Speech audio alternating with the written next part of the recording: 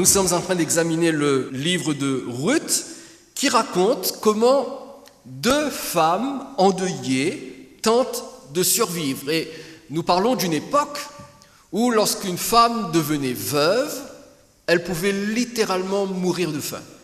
Il n'y avait aucun soutien, il n'y avait aucune aide sociale.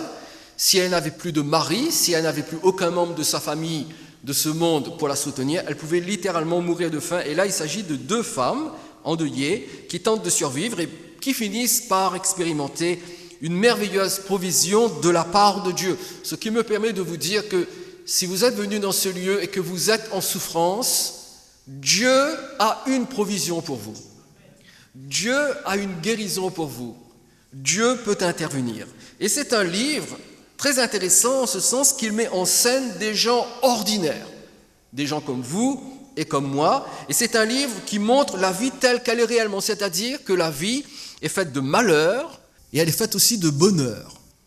La vie est faite de déception, mais elle est faite également d'espérance. Et dans la vie, nous pouvons expérimenter l'abandon, mais gloire à Dieu, nous pouvons aussi expérimenter la fidélité. Alors il y a ces différents éléments qui se retrouvent dans ce livre et qui concernent des gens totalement ordinaires. Cependant, derrière cette histoire qui commence tragiquement, qui commence par la mort d'un mari, suivie de la mort de deux fils et qui laisse bien sûr 3 veuves sans compagnon, et bien cette histoire qui commence tragiquement, mais qui heureusement se termine par une fin heureuse, parce qu'avec Dieu, la fin peut être heureuse. Mais avec Dieu, elle se termine donc par une fin heureuse. Et bien dans cette histoire, nous pouvons discerner les vérités de l'évangile du salut en Jésus-Christ. La semaine dernière, nous nous sommes arrêtés sur les 6 premiers versets du premier chapitre et nous avons découvert 2 de ces nombreuses vérités de l'évangile qui sont en filigrane dans le livre de Ruth, et je vous les rappelle brièvement. La première vérité que nous avons découverte est la suivante: le péché est le principal problème de l'humanité. Le péché est le principal problème de l'humanité. Je ne sais pas quels sont vos problèmes ou quel est votre problème. Ce que je peux vous dire avec une certitude absolue, quelle que soit la nature de vos problèmes, et il n'est pas question ici de minimiser votre problème. Quelle qu'en soit la nature, il y en a un autre qui est beaucoup plus grave et qu'il faut absolument régler avant qu'il ne soit trop tard. C'est le problème du péché. Voyez-vous, si vous rendez visite à votre docteur et que vous lui demandez de vous ausculter parce que vous ne vous sentez pas bien, vous ne savez pas ce que vous avez, vous ne vous sentez pas bien, alors vous allez voir votre médecin. Il vous ausculte et à la fin de ce temps, il vous dit, en vous regardant droit dans les yeux, écoutez, je vais vous donner de la vitamine C, un peu d'efferalgan, mais surtout de la vitamine C, et vous allez faire une cure pendant un certain temps, et ça ira. Alors vous sortez de là, vous êtes tranquillisé, parce que ça veut dire que ce n'est pas très grave. Si le médecin ne vous prescrit que de la vitamine C et quelques efferalgan, alors ce n'est pas grave, vous avez un coup de fatigue et vous avez juste besoin d'être retapé. Mais si à la fin de ce même entretien, il vous regarde droit dans les yeux et il vous dit, écoutez, je vais vous prescrire pour commencer 5 séances de chimiothérapie. Qu'est-ce que vous en concluez? Eh bien, vous en concluez que c'est beaucoup plus grave que ce que vous pensiez. À qui propose-t-on de la chimiothérapie? À des gens qui souffrent d'un cancer. En d'autres termes, selon le remède prescrit, nous pouvons comprendre la gravité du mal. Selon le remède prescrit par un médecin, nous pouvons comprendre la gravité de la pathologie dont nous souffrons. Eh bien, Dieu, pour faire comprendre à l'humanité que l'humanité a un grave problème et que ce problème s'appelle le péché, Dieu va prescrire le seul remède qui existe pour éradiquer le problème du péché. C'est ce qui nous amène à la seconde vérité que nous avons découverte. Jésus est l'unique remède au problème du péché. Et voyez-vous, ce soir vous êtes dans une église, et dans une église, nous annonçons l'évangile de Jésus-Christ. Et ce qui est extraordinaire avec l'évangile de Jésus-Christ, c'est que cet évangile nous fait connaître d'une manière claire, sans détour, quel est notre problème, c'est le péché, mais aussi quelle est la solution, c'est Jésus-Christ. Et dans ces quelques versets, nous avons découvert donc ces deux vérités. Le péché est le principal problème de l'humanité, mais Jésus est le remède, l'unique remède même au problème du péché. Et en poursuivant notre lecture, nous nous sommes arrêtés au verset 6. Ce soir, nous allons poursuivre du verset 7 au verset 14 et nous allons découvrir une troisième vérité qui est la suivante. La nécessité d'une réelle conversion pour vivre avec Dieu. Chaque mot est important dans cet énoncé. Tout d'abord, il est question de la nécessité. Je ne vais pas vous parler ce soir juste d'une proposition, d'une alternative. C'est beaucoup plus que cela. C'est une nécessité, et si je me permets, c'est une nécessité absolue. Nécessité d'une réelle conversion. Et nous allons voir la différence entre conversion et réelle conversion. Et enfin, pour vivre avec Dieu. Mes chers amis, qui que vous soyez, vous avez besoin de Dieu. Nous avons tous besoin de Dieu. Nous avons besoin de vivre avec Dieu. Nous n'avons pas besoin que Dieu soit juste comme une roue de secours lorsque tout va mal. Nous avons besoin que Dieu nous accompagne tous les jours de notre vie. Nous avons besoin de vivre avec Dieu. Or, pour vivre avec Dieu, il ne suffit pas de lever la main en disant « un peu d'aide s'il vous plaît ». Non, ça ne suffit pas. Il faut se convertir. Et il faut que cette conversion soit réelle. Alors, où est-ce que nous trouvons cette vérité de la nécessité d'une réelle conversion pour vivre avec Dieu dans notre texte? Nous allons commencer par le verset 7. « Elle sortit du lieu qu'elle habitait ». Il s'agit ici de Naomi, accompagnée de ses deux belles-filles, qui se prénomment Ruth et Orpa. Et elle se mit en route pour retourner dans le pays de Juda. Alors, nous prenons l'histoire en cours de route, bien sûr. Pourquoi est-ce que Ruth décide de retourner dans son pays d'origine? Eh bien, parce qu'elle apprend la fin de la famine dans le pays de Juda. C'est la raison pour laquelle elle avait quitté le pays de Juda, à cause d'une famine qui avait commencé, et bien sûr, qui faisait que sa famille et elle étaient privées de nourriture. Donc, en apprenant la fin de la famine dans le pays de Juda, Naomi décide de retourner dans sa ville d'origine, à savoir Bethléem. Et pas, je dirais, réflexe affectif, ces deux belles filles décident de l'accompagner. Le mot important ici, c'est le verbe retourner. Elle se mit en route pour retourner dans le pays de Juda. Et dans le texte hébreu, parce que voyez-vous, l'Ancien Testament n'a pas été écrit en français. Aujourd'hui, nous le possédons en français, et gloire à Dieu. Nous pouvons le lire comme cela, parce que c'est notre langue maternelle. Mais l'Ancien Testament, dans sa langue d'origine, a été rédigé en hébreu. Et dans le texte hébreu, le verbe retourner, c'est le verbe hébreu shub. Shub s'écrit de la façon suivante, S-H-U-W-B. S-H-U-W-B, je le dis pour ceux qui prennent des notes, mais ça se prononce shub. Et ce verbe hébreu revient à 15 reprises dans le petit livre de Ruth et il offre une magnifique illustration de l'importance d'une réelle conversion. Parce que voyez-vous, ce mot hébreu, shub, signifie revenir, ramener, se détourner et prendre un tournant. Ce qui dépeint parfaitement la conversion à Dieu lorsqu'on est touché par l'évangile. Voyez-vous, dans la Bible, la conversion se compose de deux éléments. L'un est négatif, l'autre est positif. Dans l'élément négatif, on se détourne d'eux. Dans l'élément positif, on se tourne vers. Donc, quand il y a conversion, il y a ces deux mouvements. On se détourne d'eux pour se tourner vers. Et c'est exactement ce que déclare notre verset. Tout d'abord, Naomi fait un mouvement négatif. Elle sortit de Moab, dit le verset. Elle sortit. Puis elle effectue un mouvement positif pour retourner, et nous le savons, pour retourner dans le pays de Juda, dans sa ville de Bethléem. Et c'est ce qu'il y a dans une réelle conversion. On se détourne de quelque chose et on se tourne vers autre chose. Et dans le Nouveau Testament, nous avons justement la confirmation de ce double mouvement. 1 Thessaloniciens chapitre 1er verset 9 déclare « Car on raconte à notre sujet quel accès nous avons eu auprès de vous et comment, et notez bien les mots qui suivent, vous vous êtes convertis à Dieu en abandonnant les idoles pour servir le Dieu vivant et vrai. Et la première chose qui saute aux yeux, c'est qu'ici, l'apôtre Paul ne dit pas aux Thessaloniciens qu'ils ont rejoint une église ou qu'ils ont changé de religion. Non, il parle de quelque chose de beaucoup plus important, de beaucoup plus profond. Il dit, vous vous êtes convertis à Dieu. Et laissez-moi vous dire ce soir, mes chers amis, que la religion ne sert à rien.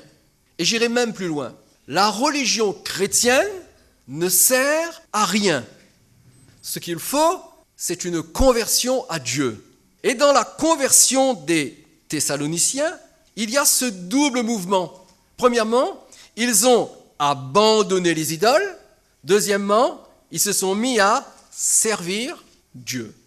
Se détourner d'eux, se tourner vers. Ce double mouvement, cette conversion, est aussi annoncé par Jésus-Christ, mais avec un autre type de langage. Regardez avec moi dans Marc chapitre 1er, versets 14 et 15. Après que Jean eut été livré, Jésus, et il s'agit ici de Jésus, le Fils de Dieu, Jésus alla dans la Galilée prêchant l'évangile de Dieu. Notez bien, Jésus ne prêche pas la religion, Jésus prêche l'évangile de Dieu. Et que disait-il ? Verset 15, il disait, « Le temps est accompli, le royaume de Dieu est proche. » En d'autres mots, c'est le moment précis où il faut agir. Repentez-vous et croyez à la bonne nouvelle. Et dans une réelle conversion, il y a ces deux éléments dont parle Jésus ici, la repentance et la foi. Si quelqu'un prétend avoir la foi en Dieu sans avoir auparavant expérimenté la repentance, sa conversion est incomplète. Parce que dans une conversion, il y a les deux. Ce soir, vous allez pouvoir me dire peut-être, mais vous savez, Eric, moi je crois en Dieu et je vous félicite. Bravo, vous faites un pas important. Parce que la Bible dit que sans la foi, il est impossible d'être agréable à Dieu. C'est bien si vous croyez en Dieu, mais avez-vous fait le premier pas ? La repentance. S'il n'y a que la foi et qu'il n'y a pas la repentance, c'est incomplet. Écoutez, je vous pose une question. Je sors de ma poche un beau billet de 100 €, je le déchire en deux et je vous donne la moitié. À quoi va-t-il vous servir ? Un billet de 100 € coupé en deux, ça ne fait pas 50 €? Pourtant, vous l'avez bien découpé au milieu, c'est propre. Il n'a aucune valeur. Excusez-moi pour cette image, mais c'est exactement ce qui se passe quand la conversion ne se caractérise que par la croyance en Dieu sans la repentance. Dans une réelle conversion, il y a ces deux éléments. Se repentir, croire en Dieu. Se détourner de quelque chose pour se tourner vers quelque chose. Le mot repentance dans la Bible désigne un changement de pensée, un changement de mentalité qui conduit à un changement d'attitude et d'action. Pour être plus clair, par la repentance, on se détourne de soi, on se détourne de son ego, on se détourne de son jeu. Et par la foi, on se tourne vers Dieu. Quand une personne se repent, elle se détourne de sa façon de se voir indépendante de Dieu. Quand une personne se repent, elle regrette de vivre sans Dieu, de vivre loin de Dieu, de vivre en étant indépendant de Dieu, et elle décide de changer de style de vie. Et quand ce changement de mentalité, de pensée, de perception se produit, alors elle reçoit la foi pour agir. C'est la raison pour laquelle certaines personnes, quelquefois, disent « Je voudrais bien croire comme vous, mais c'est difficile. J'essaie de croire de toutes mes forces, mais je ne peux pas. Et j'ai une nouvelle importante à vous dire et à vous apprendre. Vous ne pourrez jamais croire dans ces conditions-là. Parce qu'avant de recevoir la foi, vous devez recevoir la repentance. Vous devez expérimenter la repentance avant que la foi vienne dans votre cœur pour vous permettre de vous tourner vers Dieu.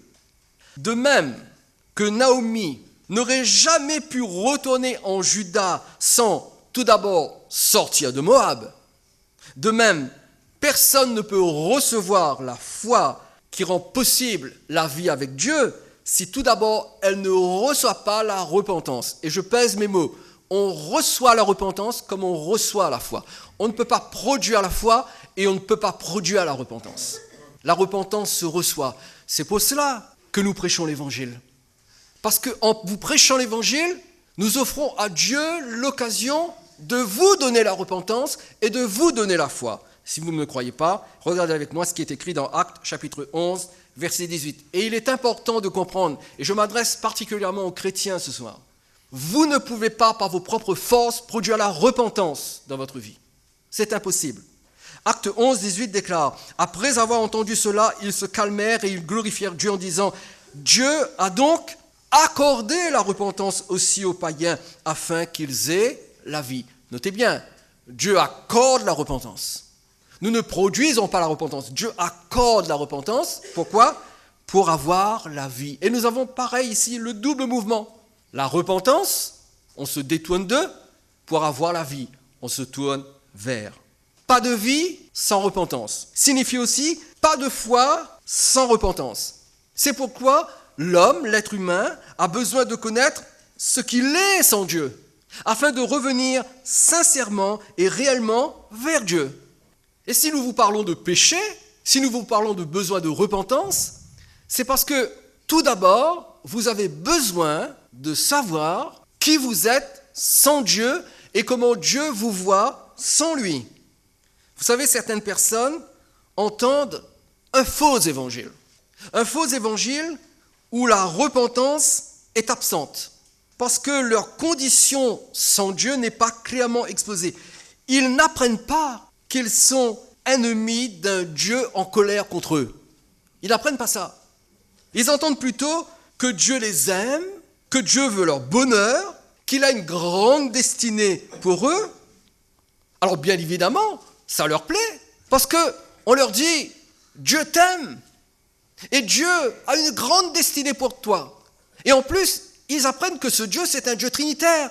Et on leur dit, mais le Père, Dieu le Père t'aime, Dieu le Fils t'aime, Dieu le Saint-Esprit t'aime. Alors qu'est-ce qu'ils disent ? Quoi ? Ils sont trois à m'aimer ? Le Père m'aime, le Fils m'aime, le Saint-Esprit m'aime. Mais moi aussi je m'aime. Nous sommes quatre à m'aimer, mais c'est superbe. Où est-ce que je signe ? Je suis d'accord. Vous voyez, ce genre d'évangile rencontre l'ego de l'être humain, qui aime bien se faire plaisir, qui aime bien que les choses se tournent vers lui. Et donc, dans certains milieux, on enseigne ce genre d'évangile en disant « Mais Dieu vous aime, Dieu a une grande destinée pour vous », ce qui est vrai également. Mais il ne faut pas oublier que sans Christ, Dieu est en colère contre l'être humain. Voyez-vous, Dieu peut en même temps vous aimer et être en colère contre vous. Vous allez me dire, mais c'est pas possible. Dieu ne peut pas m'aimer et être en colère contre moi en même temps. Si c'est possible, pensez à vous en tant que parents. Quand vos enfants font des choses que vous désapprouvez totalement, ça vous met en colère. Est-ce que vous les aimez quand même ? Vous avez la réponse. Dieu peut vous aimer et en même temps être en colère contre vous. Est-ce que Dieu vous aime ? Oui. Dieu a tant aimé le monde qu'il a donné son Fils unique. Et il y a donc de la part de Dieu de l'amour. Mais cependant, avec cet amour, cohabite la colère. Pourquoi ? Parce que Dieu, en tant que Dieu saint, est en colère contre l'homme tant que l'homme ne se repent pas pour recevoir la foi et vivre avec Dieu. Et la Bible établit clairement qu'en réalité, Dieu est en colère contre quiconque ne se soumet pas à Jésus-Christ et s'oppose à la vérité de l'Évangile, quels qu'en soient les prétextes. Et je suis heureux que vous soyez là ce soir. Cela me permet de vous dire, ce genre de vérité, on n'entend pas souvent, hélas, dans l'Église. Et je prends le risque de vous le dire, parce que c'est écrit dans la parole de Dieu. La preuve, nous allons lire quelques textes. Regardez avec moi Jean chapitre 3, verset 36. Écoutez bien, monsieur, madame, qui que vous soyez.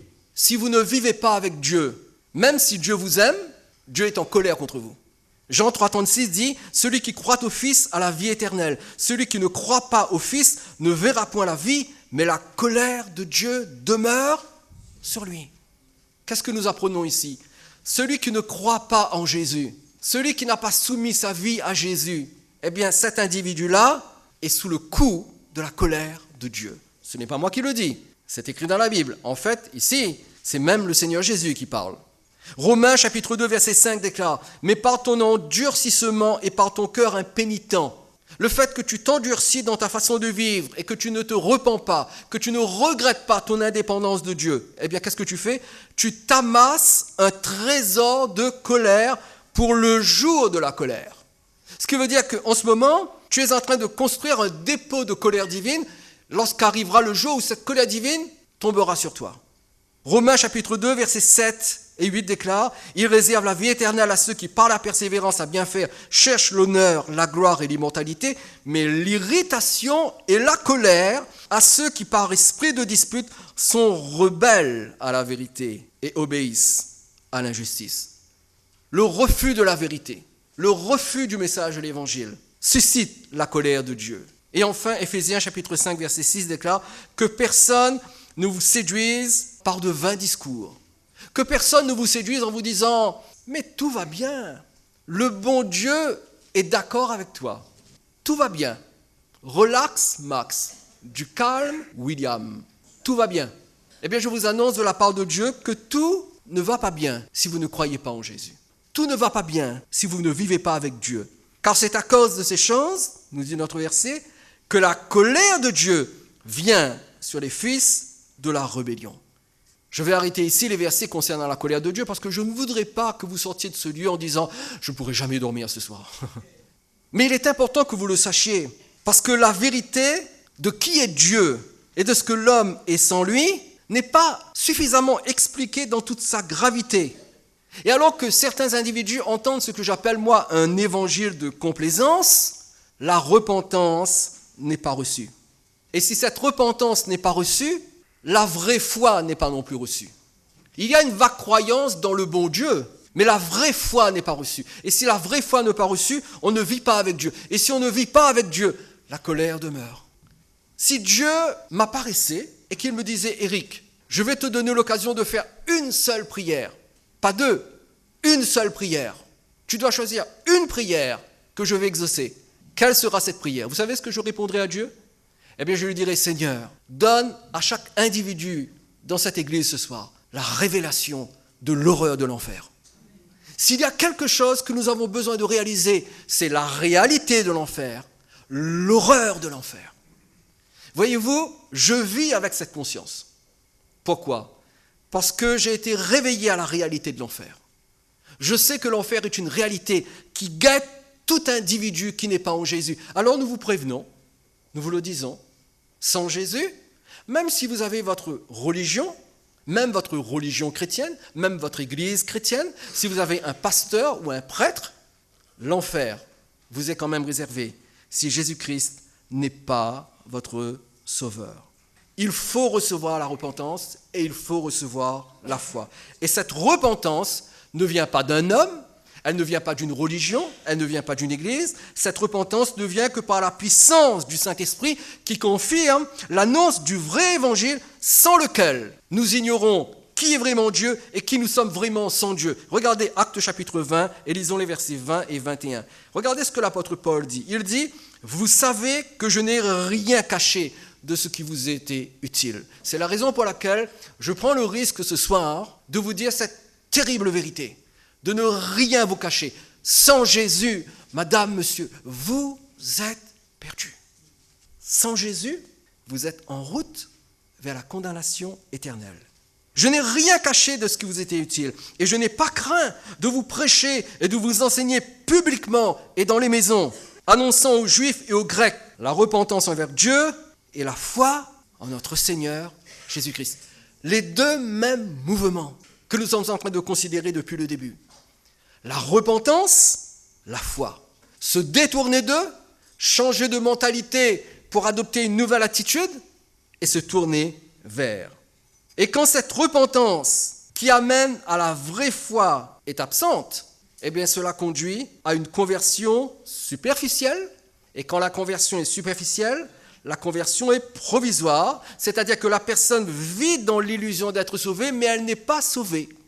Et ce soir, je voudrais que vous compreniez que cette conversion doit être réelle. Et notre texte, justement, illustre très bien cette conversion superficielle et provisoire. Et nous en avons un bon exemple. Lisons maintenant du verset 8 au verset 14. Nous revenons en Ruth chapitre 1. Tout à l'heure, nous avons lu le verset 7. Maintenant, lisons la suite de notre passage, versets 8 à 14. Naomi dit alors à ses deux belles-filles, rappelez-vous, elle a commencé à se mettre en route vers Bethléem. Elle est sortie de Moab pour se diriger vers le pays de Juda. Naomi dit alors à ses deux belles-filles, « Allez, que chacune retourne à la maison de sa mère. Que l'Éternel use de bonté envers vous, comme vous l'avez fait envers ceux qui sont morts et envers moi. » En d'autres termes, vous avez été tellement gentils avec mes deux fils qui étaient vos maris et qui sont hélas morts. Et vous avez été tellement gentils avec moi jusqu'à ce jour. Verset 9. « Que l'Éternel fasse trouver à chacune du repos dans la maison d'un mari. » Et elle les baisa. Elles élevèrent la voix et pleurèrent. Et elles lui dirent, « Non, nous irons avec toi vers ton peuple. » Verset 11, Naomi dit, « Retournez mes filles, pourquoi viendriez-vous avec moi? Ai-je encore dans mon sein des fils qui puissent devenir vos maris? Retournez mes filles, allez, je suis trop vieille pour me remarier. Et quand je dirai, j'ai de l'espérance, quand cette nuit même je serai avec un mari et que j'enfanterai des fils, attendriez-vous pour cela qu'ils aient grandi? Refuseriez-vous pour cela de vous marier? Non, mes filles, car à cause de vous, je suis dans une grande affliction de ce que la main de l'Éternel s'est étendue contre moi. » Et elles élevèrent la voix et pleurèrent encore. Orpa baisa sa belle-mère, mais Ruth s'attacha à elle. Qu'est-ce qui se passe ici? Lorsque Naomi comprend que ses belles-filles ont l'intention de la suivre jusqu'à Bethléem, elle les incite aussitôt à rester à Moab. C'est ce que nous avons découvert dans le verset 8. Elle les incite à ne pas entreprendre ce voyage de retour avec elle dans le pays de Juda. Pourquoi? Eh bien, il y a au moins 4 raisons qui sont des raisons naturelles, des raisons légitimes qui motivent Naomi à vouloir retourner dans son pays natal sans ses belles-filles. 2 de ces raisons sont clairement indiquées dans notre texte, mais 2 ne le sont pas, mais elles semblent quand même couler de source. Parlons des 2 raisons qui ne sont pas mentionnées, mais qui semblent être tellement logiques. Premièrement, si Naomi ne veut pas que ses 2 belles-filles l'accompagnent, c'est parce qu'il lui sera plus facile de trouver de la nourriture pour une seule personne que pour 3. Si les 3 veuves retournent en Juda, il sera beaucoup plus difficile de trouver de la nourriture pour 3 bouches que pour une seule bouche. Ça, c'est la première raison naturelle et légitime. Deuxième raison, les belles-filles de Naomi étaient des Moabites. Elles venaient du pays de Moab. Et rappelez-vous, le pays de Moab était un pays ennemi d'Israël. Donc, en tant que Moabites, ces 2 belles-filles, non seulement risquaient d'avoir du mal à s'insérer socialement dans un pays qui ne les aimait pas, parce qu'elles venaient de Moab, mais aussi elles risquaient d'avoir beaucoup de mal à trouver un mari en Juda. Quel Israélite aurait voulu se marier avec 2 Moabites? Donc voilà 2 premières raisons qui ne sont pas dans le texte, mais qui semblent couler de source pour lesquelles Naomi ne veut pas que ces 2 belles-filles l'accompagnent. Mais il y en a 2 autres raisons qui, elles, sont dans le texte. Eh bien, au verset 9, nous apprenons que les 2 belles-filles de Naomi étaient assez jeunes pour se remarier et fonder une famille en réintégrant leur maison familiale. C'est ce que Naomi leur dit. Vous êtes suffisamment jeunes, vous pouvez trouver un autre mari. Vous êtes de jeunes veuves, mais vous pouvez trouver un autre mari et fonder un nouveau foyer. Et enfin, 4e raison. Naomi dit à ses 2 belles-filles, écoutez, en imaginant que de nouveau j'enfante des fils, vous n'allez pas attendre que ces fils grandissent pour vous marier avec eux. Pourquoi est-ce que Naomi fait cette remarque? Eh bien, c'est parce qu'il y avait en Israël et dans le pays de Juda une loi qu'on appelle la loi du Lévira. La loi du Lévira, et vous trouverez ça dans Deutéronome, chapitre 25, versets 5 et 6. Notez la référence, vous lirez chez vous. Deutéronome 25, versets 5 et 6. La loi du Lévira veut que, lorsque une femme perd son mari, le frère de ce dernier l'épouse pour assurer une descendance. Alors, Naomi lui a dit, écoutez, c'est vrai que mes 2 fils sont morts, vos maris, et même si je donne naissance à 2 autres fils, vous n'allez pas attendre que ces 2 pauvres garçons deviennent des adultes pour se marier avec vous. Ce n'est pas possible. Donc, 4 raisons pour lesquelles Naomi décourage ses 2 belles-filles à l'accompagner. Et au verset 9 et 10, devant le refus, ou plutôt devant la tentative de découragement de Naomi, qu'est-ce que nous lisons dans les versets 9 et 10? Elles élevèrent la voix et pleurèrent, et elles lui dirent, non, nous irons avec toi vers ton peuple. Ça, c'est ce qui se passe au verset 9 et au verset 10. Mais au verset 14, Orpa baisa sa belle-mère en signe de départ. Qu'est-ce que nous voyons ici? Eh bien, Orpa, l'une des 2 belles-filles, illustre le croyant dont la conversion n'est pas réelle. C'est une conversion qui est faite d'émotions. La Bible dit, elles pleurèrent ensemble. elle est faite d'émotions, elle est aussi animée de bonnes intentions. Nous irons avec toi. Mais elle est quand même superficielle. Une conversion, écoutez bien ceci et notez-le, une conversion peut être émotionnelle et intentionnelle tout en étant superficielle. Et elle est incomplète. Et elle ne fonctionnera pas. Elle ne marchera pas. Et quel danger! Parce que voyez-vous, ce genre de conversion fera que l'individu ira en enfer tout en chantant Alléluia. Parce que sa conversion était superficielle. Il y avait de l'émotion, il y avait de l'intention, mais il manquait le principal. Lorsqu'une conversion est incomplète, elle est souvent provisoire. En d'autres termes, la personne trouvera toujours des excuses pour ne pas continuer de vivre avec Dieu. Elle s'éloignera petit à petit et finira tout compte fait par disparaître de la circulation. Alors toutes les raisons du monde peuvent être invoquées. L'hypocrisie de l'Église, l'hypocrisie des pasteurs, les déceptions, les blessures, etc. Et j'en passe. Mais la vraie raison est la suivante. Le cœur n'appartient pas vraiment à Jésus. Parce que le cœur n'est pas passé par la repentance pour ensuite recevoir la foi. Et si je vous parle de ces choses, c'est pour que vous puissiez être sûr de la réalité de votre conversion. Et si, dans ce que je dis, cela vous amène à douter de votre conversion, je préfère personnellement que vous doutez de votre conversion aujourd'hui pour vous assurer d'être réellement converti et d'aller avec Dieu dans le ciel, plutôt que de vous croire sauvé et de ne pas l'être et de vous retrouver en enfer et de descendre en enfer en chantant Kumbaya, my Lord, viens bientôt Seigneur Jésus, Alléluia. Ce serait le comble, non, d'aller en enfer en chantant Alléluia.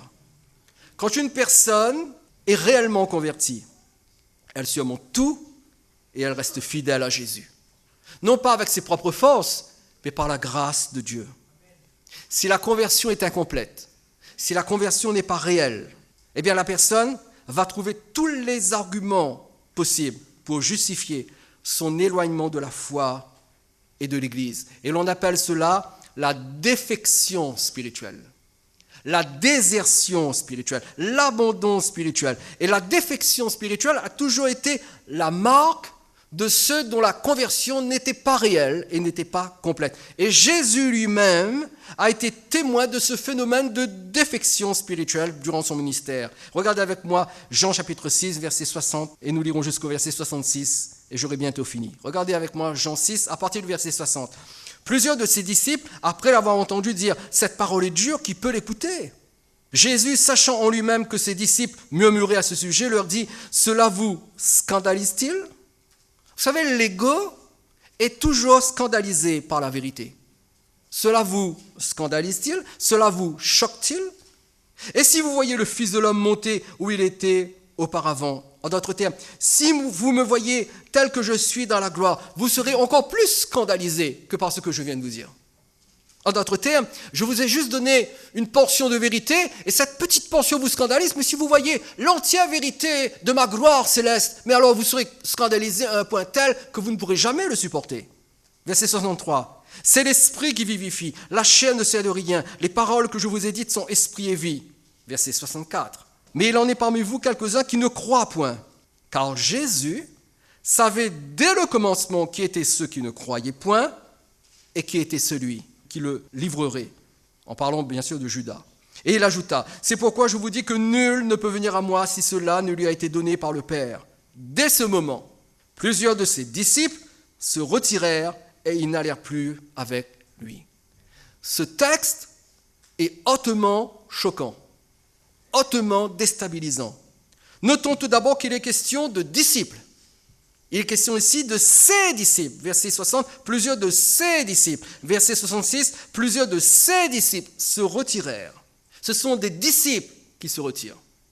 Et cela nous rappelle que nous ne devons pas mettre sur un piédestal le mot disciple. Vous savez, le mot disciple vient du grec mathétes qui veut tout simplement dire élève. Quelqu'un qui suit un maître, qui entend l'enseignement d'un maître. Et si quelqu'un aujourd'hui se prétend disciple de Jésus, cela ne dit rien de la sincérité et de la profondeur de sa conversion. Parce que voyez-vous, certaines personnes ne suivent Jésus que par intérêt, et non pas par amour, par humilité et par obéissance. Écoutez bien ceci, notez-le. Lorsque la conversion n'est pas réelle, vient le moment où la personne qui se croit convertie fait face à une vérité que son ego ne peut supporter et elle décide de s'éloigner de Jésus. Parce que la vérité qu'elle entend est trop forte pour elle. Elle ne peut pas le supporter. Et c'est ce que nous voyons dans le verset 60. Parce que si nous lisons les versets qui précèdent, je n'ai pas fait, ce serait trop long. Si vous lisez les versets qui précèdent, du verset 53 au verset 58, eh bien, vous allez découvrir que Jésus dit à ceux qui l'écoutent, donc à ses disciples, qu'il faut se nourrir de sa chair et qu'il faut boire son sang. Alors, en entendant ce genre de paroles, vous devez manger ma chair et boire mon sang. C'est une déclaration que ces disciples ne peuvent pas écouter. Ils sont littéralement scandalisés. Et ce sont des convertis superficiels.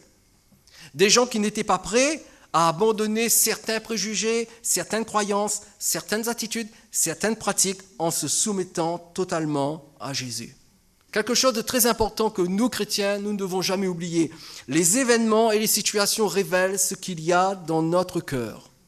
Les situations ne créent pas ce qu'il y a dans notre cœur. Les situations révèlent ce qu'il y a dans notre cœur. Quand quelqu'un se retire, et c'est ce que nous avons vu ici, les disciples se retirèrent. Quand quelqu'un se retire, il montre que son cœur n'est pas réellement habité par l'humilité, l'amour et l'obéissance pour Jésus. Et ils se sont retirés. Ma question est la suivante. Jésus a-t-il essayé de retenir les disciples scandalisés qui se retiraient ? Absolument pas. En fait, c'est plutôt le contraire. Non seulement il ne les a pas encouragés à persévérer, à rester, mais il les a découragés un peu plus dans les versets 62 et 63. Lorsqu'il leur a dit, si vous voyez le Fils de l'homme, là où il était auparavant, mais en plus, la chair ne sert de rien. En d'autres termes, ne croyez pas que vous allez être capable de faire quoi que ce soit. Ça ne sert à rien. Il n'y a que le Saint-Esprit qui peut vous aider. Non seulement il les décourage un peu plus, mais il leur indique même la possibilité à quiconque de venir à lui naturellement. Personne ne peut venir à moi si le Père ne l'attire. Et donc au verset 66, plusieurs l'ont alors quitté, et Jésus n'a rien fait pour les retenir. Rien. Parce que Jésus savait qui étaient les vrais convertis dès le commencement de son ministère. D'ailleurs, regardez avec moi le verset 67 que nous n'avons pas lu tout à l'heure. Jean 6, 67. Lorsque ses disciples, qui n'étaient pas de vrais convertis, se sont retirés parce qu'ils ne pouvaient pas supporter la vérité, ils sont partis. Eh bien, verset 67, Jésus se tourne vers les apôtres et leur dit, « Et vous, ne voulez-vous pas aussi vous en aller ?» Et si les 12, eux aussi, voulaient suivre ces faux disciples et quitter Jésus, qu'est-ce que Jésus aurait fait ? Absolument rien. Il les aurait laissés partir. Parce que ce que Jésus veut, c'est une réelle conversion. Une église n'existe pas pour faire du clientélisme en vendant un produit bon marché. Une église doit annoncer sans compromis l'intégralité de l'évangile pour que les conversions soient authentiques. C'est la raison pour laquelle je vous parle comme je vous parle ce soir. Je vous montre l'horreur et le danger du péché. L'horreur et la possibilité d'une éternité sans Dieu dans l'enfer éternel si vous n'êtes pas à Jésus. Je suis obligé de vous dire la vérité parce que l'incendie a déjà commencé. Le feu a déjà commencé à brûler. Vous devez vous échapper rapidement. Et Jésus n'a jamais hésité à proclamer la vraie valeur de la vie avec lui, qui n'est pas celle annoncée par ceux qui prêchent un évangile en promotion. Regardez avec moi ce texte, et je termine avec ce texte justement. Luc chapitre 12, versets 25 à 27. De grandes foules faisaient route avec Jésus. Il se retourna et leur dit, si cette scène se passait aujourd'hui dans les grandes églises qu'on appelle les méga-churches, et que le pasteur en place voit une grande foule, s'il se retourne vers cette grande foule, qu'est-ce qu'il va dire ?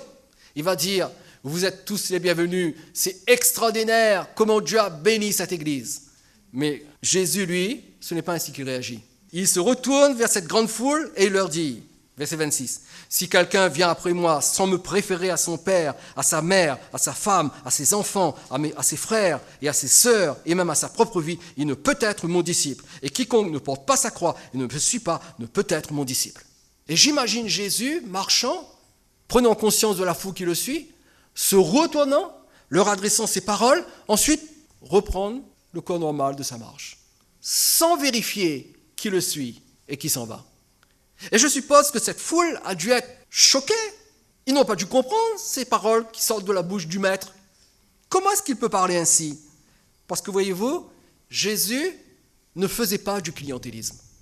Jésus disait la vérité de l'Évangile parce que Jésus voulait que les gens soient sauvés. Écoutez ceci, ici à Libre Accès, nous ne faisons pas non plus du clientélisme. Nous vous disons la vérité pour que vous soyez sauvés. La vraie conversion à Christ exige un renoncement à ses plans personnels.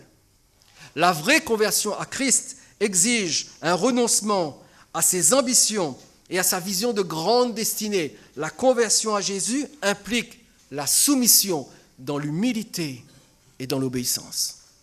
Ce que Jésus attend de chacun d'entre vous, c'est que vous veniez à lui et que vous vous dites « Seigneur, ma vie, je te la donne, elle t'appartient.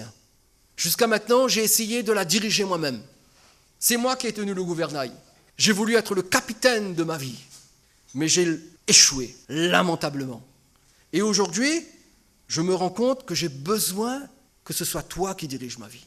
Et quand vous faites ce pas, alors cela signifie que la repentance a commencé son œuvre en vous. Et suite à cette repentance, Dieu va déverser une foi vivante en vous et vous allez découvrir que Dieu n'est plus un étranger, que Dieu n'est plus juste une pensée vague qui plane dans l'atmosphère. Non, Dieu va devenir votre plus grande réalité. Naomi a dit la vérité à ses belles-filles. Elle leur a dit, ne venez pas avec moi, ça va être dur en Israël. Vous êtes des Moabites, vous allez être mal accueillis. Il n'y aura pas de mari pour vous. Elle leur a dit la vérité. Ruth est restée. Et nous verrons la semaine prochaine pourquoi Ruth est restée. Mais Orpa, elle, s'en est allée. Elle a embrassé sa belle-mère et elle est retournée chez elle, prouvant ainsi son manque de profondeur dans son attachement à sa belle-mère. Je termine par cette question tellement importante. Qu'en est-il de nous par rapport à Christ et à son évangile ? Est-ce que vous et moi, nous avons pris conscience de la nécessité d'une réelle conversion avec Dieu ? Plus même, est-ce que nous l'avons vécu ? Avez-vous vécu une vraie conversion à Dieu ? Ou bien est-ce que vous vous limitez, vous vous contentez de venir à l'église, de venir à Libre Accès ou peut-être à une autre église et d'avoir juste une petite pensée religieuse pour le bon Dieu ? Ça ne suffit pas. Vous voulez que votre vie change ? Vous voulez vivre avec Dieu ? Vous voulez que Dieu vous accompagne et que Dieu opère dans votre vie toutes les transformations que vous voulez ? Il n'y a pas un autre chemin, une autre voie qu'une réelle conversion à Dieu par la repentance et par la foi en Jésus-Christ.